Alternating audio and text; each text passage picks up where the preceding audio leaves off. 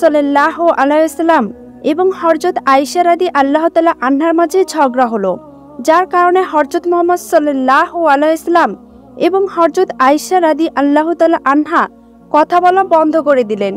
দুজনেই নীরব নিস্তব্ধ, কারো সঙ্গে কেউ কোনো কথা বলছে না। এমনইভাবে বেশ কিছুক্ষণ অতিক্রম হওয়ার পর হযরত মুহাম্মদ সাল্লাল্লাহু আলাইহি ওয়াসাল্লাম হযরত আয়েশা রাদিয়াল্লাহু তাআলা আনহাকে উদ্দেশ্য করে বললেন, হে আয়েশা, চলো আমরা এই ঝগড়ার মীমাংসা করি। আর কতক্ষণ এইভাবে চুপচাপ থাকা যায়? তখন হযরত আয়েশা রাদিয়াল্লাহু তাআলা আনহা বললেন, আচ্ছা ঠিক আছে, চলুন তাহলে মীমাংসা করা যাক। হযরত মুহাম্মদ সাল্লাল্লাহু আলাইহি ওয়াসাল্লাম বললেন, আচ্ছা এই ঝগড়ার মীমাংসা করার জন্য কাকে ডেকে আনবো বলো?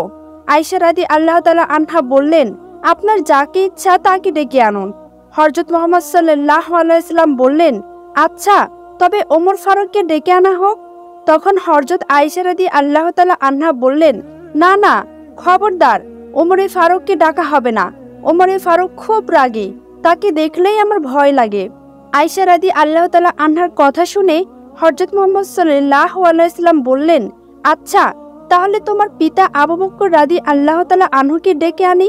হযরত আয়েশা রাদিয়াল্লাহু তাআলা আনহা এই কথা শুনে অত্যন্ত আনন্দিত চিত্তে বলে উঠলেন, আচ্ছা ঠিক আছে, তবে তাই হোক। আপনি আমার আব্বাজান আবু বকর রাদিয়াল্লাহু তাআলা আনহুকেই ডেকে আনুন।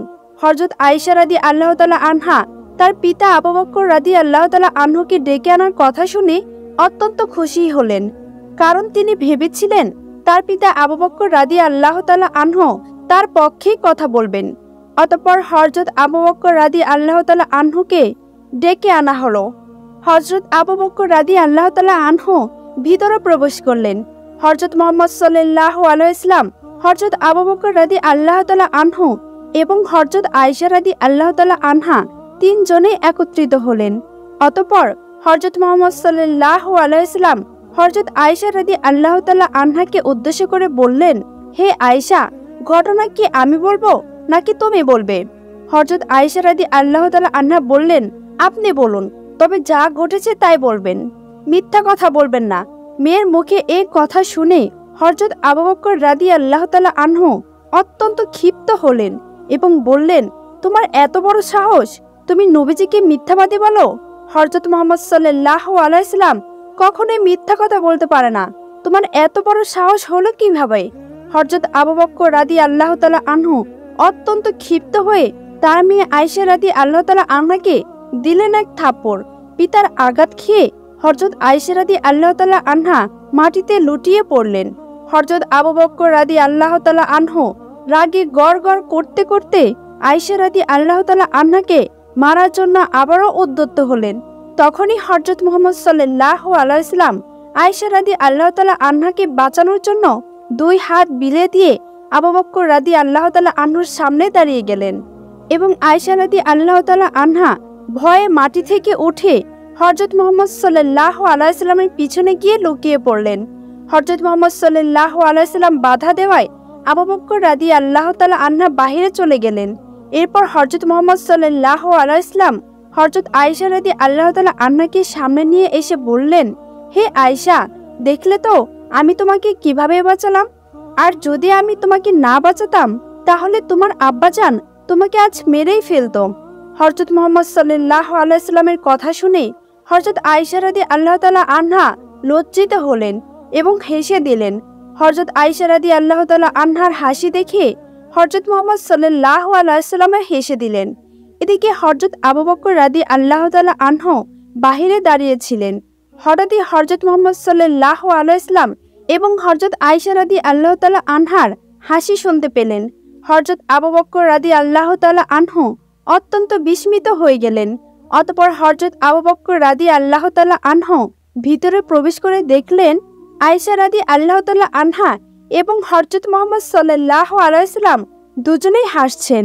তাদের হাসি মাখা মুখ দেখে হযরত আবু বকর রাদিয়াল্লাহু তাআলা আনহু হাসতে হাসতে তাদের কাছে এগিয়ে গেলেন এবং বললেন, হে নবী, আপনি যেমন আপনাদের মাঝে ঝগড়া হলে আমাকে ডাকেন, তেমনি আপনাদের সুখের সময় এমন হাসি খুশি মুহূর্তেও আমাকে ডাকবেন, আমি যেন আপনাদের আনন্দ ঘন মুহূর্তের অংশীদার হতে পারি। সুবহানাল্লাহ। একবার জৈনিকা বেদুইন মহিলা রাসূল করিম সাল্লাল্লাহু আলাইহি ওয়াসাল্লামের সম্মুখে এসে হাজির হলেন। বেদুইন মহিলাটির হাতে একখানা দুধের পাত্র ছিল। মহিলাটি দুধের পাত্রটি হযরত মুহাম্মদ সাল্লাল্লাহু আলাইহি ওয়াসাল্লামের সামনে রাখলেন এবং সেখান থেকে চলে গেলেন। অতঃপর হযরত মুহাম্মদ সাল্লাল্লাহু আলাইহি ওয়াসাল্লাম দুধের পাত্রটি হাতে তুলে নিলেন এবং কিছু দুধ পান করে পাত্রটি আবু বকর রাদিয়াল্লাহু তাআলা আনহুর দিকে এগিয়ে দিলেন। আবু বকর রাদিয়াল্লাহু তাআলা আনহু বাকি দুধটুকু পান করলেন। আয়েশা রাদিয়াল্লাহু তাআলা আনহাও সেখানে উপস্থিত ছিলেন। এই অবস্থা দেখে হযরত আয়েশা রাদিয়াল্লাহু তাআলা আনহা হযরত মুহাম্মদ সাল্লাল্লাহু আলাইহি ওয়াসাল্লামকে জিজ্ঞাসা করলেন, ইয়া রাসূল করিম সাল্লাল্লাহু আলাইহি ওয়াসাল্লাম, আমি দেখেছি আপনি বেদুইনদের কোনো জিনিস খেতে পছন্দ করেন না, অথচ আজকে বেদুইন মহিলার দেওয়া দুধ পান করলেন, কিন্তু কেন? আয়েশা রাদিয়াল্লাহু তাআলা আনহার প্রশ্নের জবাবে রাসূল করিম সাল্লাল্লাহু আলাইহি ওয়াসাল্লাম তখন বললেন, এই মহিলা সকল বেদুইনের মতো না, কারণ শরীয়তের বিষয়ে অনেক জ্ঞান রাখে। একবার কতিপয় ইহুদি রাসূল করিম সাল্লাল্লাহু আলাইহি ওয়াসাল্লামের দরবারে এসে হাজির হলেন এবং হযরত মুহাম্মদ সাল্লাল্লাহু আলাইহি ওয়াসাল্লামকে বিদ্রূপ করে বললেন, আসসালামু আলাইকা বলে সম্বোধন করলেন, যার অর্থ তোমার মৃত্যু হোক। রাসূল করিম সাল্লাল্লাহু আলাইহি ওয়াসাল্লাম জবাবে বললেন, ওয়ালাইকুম। আয়েশা রাদিয়াল্লাহু তাআলা আনহা তখন সেখানে উপস্থিত ছিলেন। ইহুদিদের এমন দৃষ্টতায় আয়েশা রাদিয়াল্লাহু তাআলা আনহা রেগে গেলেন। তখন আয়েশা রাদিয়াল্লাহু তাআলা আনহা বলে উঠলেন, ওয়ালাইকুম মুসসাম অল্লানাতু, যার অর্থ তোমাদের প্রতিও মৃত্যু অভিসম্পাত পতিত হোক। আয়েশা রাদিয়াল্লাহু তাআলা আনহার ক্রোধ দেখে নবী করিম সাল্লাল্লাহু আলাইহি ওয়াসাল্লাম শান্তভাবে বললেন, হে আয়েশা, সকল কাজে এবং সকল কথায় আমাদের বিনম্র হওয়া আবশ্যক, কেননা বিনম্র এবং ভদ্র হওয়া আল্লাহ ভালোবাসেন। একদা রাত্রে হযরত মুহাম্মদ সাল্লাল্লাহু আলাইহি ওয়াসাল্লাম তাহাজ্জুদ পড়ার পর বেতের নামাজ না পড়ে শুয়ে পড়লেন। তখন হযরত আয়েশা রাদিয়াল্লাহু তাআলা আনহা এটা দেখে বললেন, ইয়া রাসূলুল্লাহ সাল্লাল্লাহু আলাইহি ওয়াসাল্লাম, আপনার বেতের নামাজ বাকি রয়েছে। তখন জবাবে নবী করিম সাল্লাল্লাহু আলাইহি ওয়াসাল্লাম বললেন, হে আয়েশা, আমি বেতের নামাজ পড়ব, কিন্তু স্মরণ রাখিও আমার চক্ষু নিদ্রায় ঢলে পড়লেও আমার আত্মা জাগ্রত রয়েছে। সুবহানাল্লাহ। একবার নবী করিম সাল্লাল্লাহু আলাইহি ওয়াসাল্লাম জৈনিক মহিলার বিষয়ে আলাপ করছিলেন। আলোচনা শুনে হযরত আয়েশা রাদিয়াল্লাহু তাআলা আনহা বললেন, সে তো খুব বেটে। হযরত আয়েশা রাদিয়াল্লাহু তাআলা আনহার এই উক্তি শুনে রাসূল করিম সাল্লাল্লাহু আলাইহি ওয়াসাল্লাম তাকে বললেন, হে আয়েশা, ইহা পরনিন্দা। উম্মুল মুমিনিন হযরত সুফিয়া রাদিয়াল্লাহু তাআলা আনহা হযরত মুহাম্মদ সাল্লাল্লাহু আলাইহি ওয়াসাল্লামের অপর মহিষগণ হতে অপেক্ষাকৃত বেটে ছিলেন, কিন্তু রান্নাবান্না ছিলেন সবার চেয়ে উত্তম। পক্ষান্তরে হযরত আয়েশা রাদিয়াল্লাহু তাআলা আনহা ছিলেন এই ব্যাপারে অপারদর্শী। একদা রাসূল করিম সাল্লাল্লাহু আলাইহি ওয়াসাল্লাম হযরত সুফিয়া রাদিয়াল্লাহু তাআলা আনহার রন্ধন কাজে প্রশংসা করে বললেন, সুফিয়ার রান্না অতি উত্তম। তখন হযরত আয়েশা রাদিয়াল্লাহু তাআলা আনহা বললেন, থাক, আর প্রশংসার প্রয়োজন নেই, কেননা তিনি একজন বেটে বয় কি আর কিছুই নয়। হযরত আয়েশা রাদিয়াল্লাহু তাআলা আনহার এই উক্তি শুনে রাসূল করিম সাল্লাল্লাহু আলাইহি ওয়াসাল্লাম বললেন, হে আয়েশা, কারো ব্যাপারে এরূপ বলা ঠিক নয়, পরনিন্দা অতিশয় তিক্ত জিনিস। তোমার এই কথা সমুদ্রে ফেললে সমুদ্রের পানিও তিক্ত হয়ে যাবে। আয়েশা রাদিয়াল্লাহু তাআলা আনহা বললেন, আমি তো সত্য কথাই বলেছি। হযরত মুহাম্মদ সাল্লাল্লাহু আলাইহি ওয়াসাল্লাম তখন বললেন, আমাকে যে কোনো প্রলোভন দেখাও না কেন, আমি এরূপ কথা বলতে পারবো না, কারণ পরনিন্দা জঘন্যতম অপরাধ। একদা হযরত আয়েশা রাদিয়াল্লাহু তাআলা আনহা এবং হযরত মুহাম্মদ সাল্লাল্লাহু আলাইহি ওয়াসাল্লাম ঘুমিয়ে আছেন। হযরত আয়েশা রাদিয়াল্লাহু তাআলা আনহা যখন গভীর ঘুমে নিমজ্জিত হলেন, তখন হযরত মুহাম্মদ সাল্লাল্লাহু আলাইহি ওয়াসাল্লাম উঠে চুপি চুপি বাহিরে চলে গেলেন। শেষ রাতে আয়েশা রাদিয়াল্লাহু তাআলা আনহা নিদ্রাভঙ্গ হলে হযরত আয়েশা রাদিয়াল্লাহু তাআলা আনহা দেখলেন রাসূল করিম সাল্লাল্লাহু আলাইহি ওয়াসাল্লাম শয্যায় নেই। হযরত আয়েশা রাদিয়াল্লাহু তাআলা আনহা হযরত মুহাম্মদ সাল্লাল্লাহু আলাইহি ওয়াসাল্লামকে তালাশ করতে লাগলেন, কিন্তু ঘরের কোথাও খুঁজে পাওয়া গেল না। অবশেষে হযরত আয়েশা রাদিয়াল্লাহু তাআলা আনহা গৃহ থেকে বের হয়ে পড়লেন।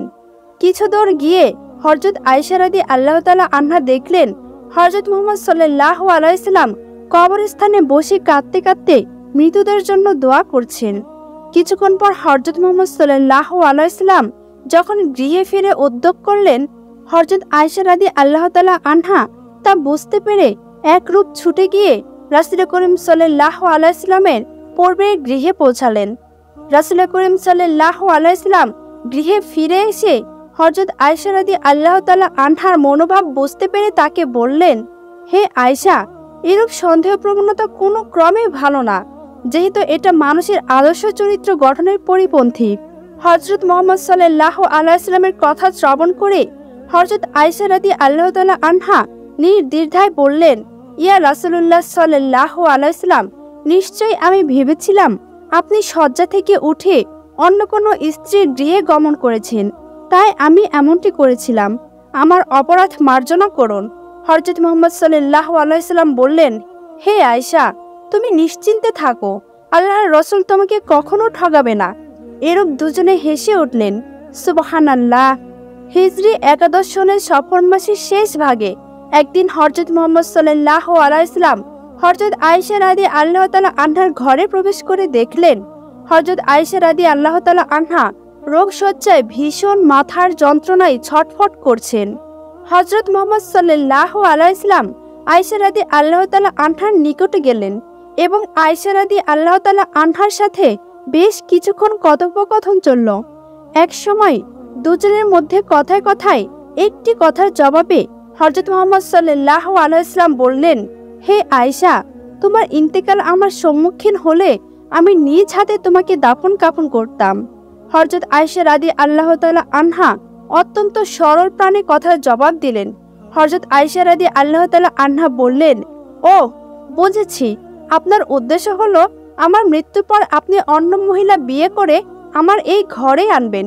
হযরত আয়েশা রাদিয়াল্লাহু তাআলা আনহার কথা শুনে হযরত মুহাম্মদ সাল্লাল্লাহু আলাইহি ওয়াসাল্লাম মৃদু হেসে আবার বললেন, হে আয়েশা, তোমার অনুমান ঠিক না।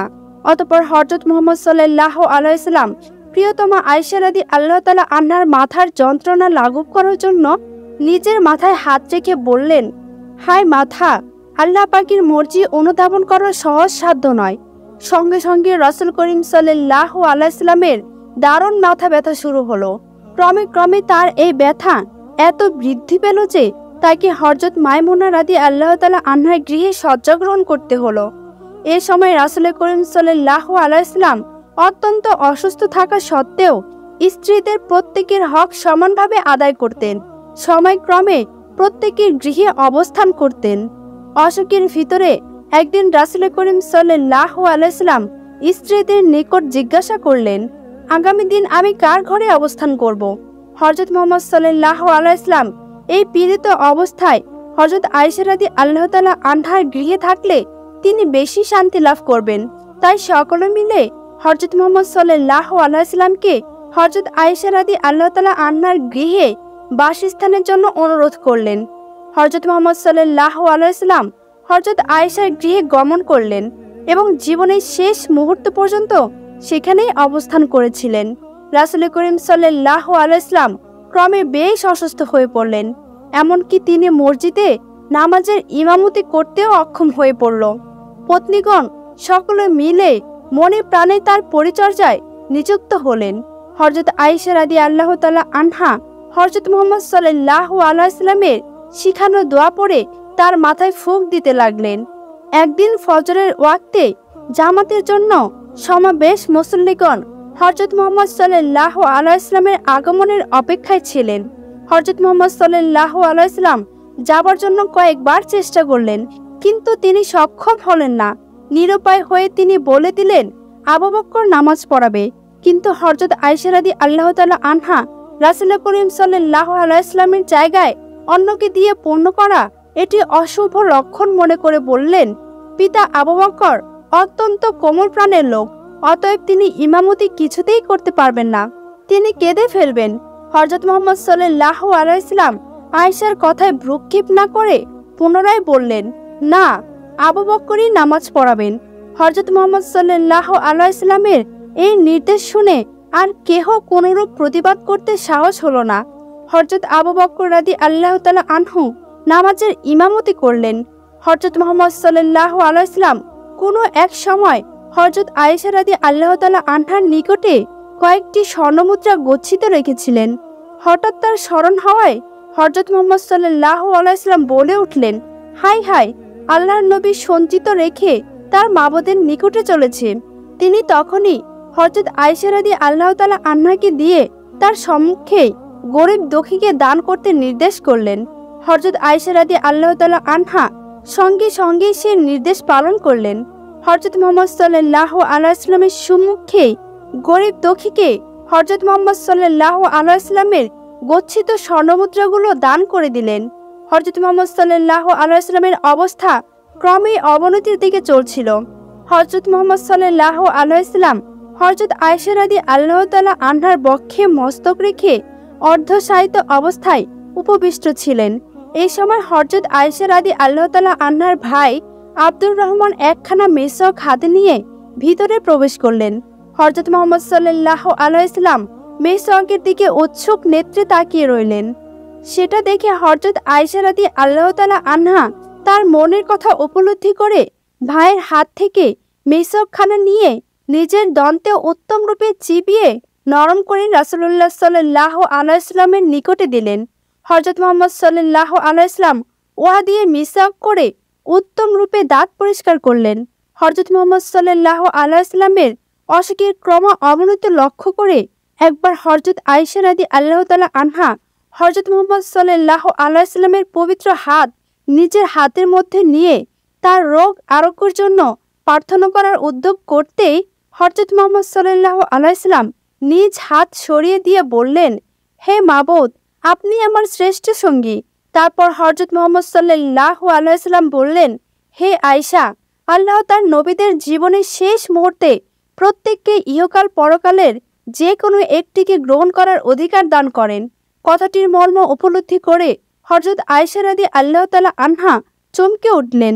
হযরত আয়েশা রাদিয়াল্লাহু তাআলা আনহা পরিষ্কারভাবে বুঝতে পারলেন যে হযরত মুহাম্মদ সাল্লাল্লাহু আলাইহি ওয়াসাল্লামের জীবনের শেষ মুহূর্তটি ঘনিয়ে এসেছে।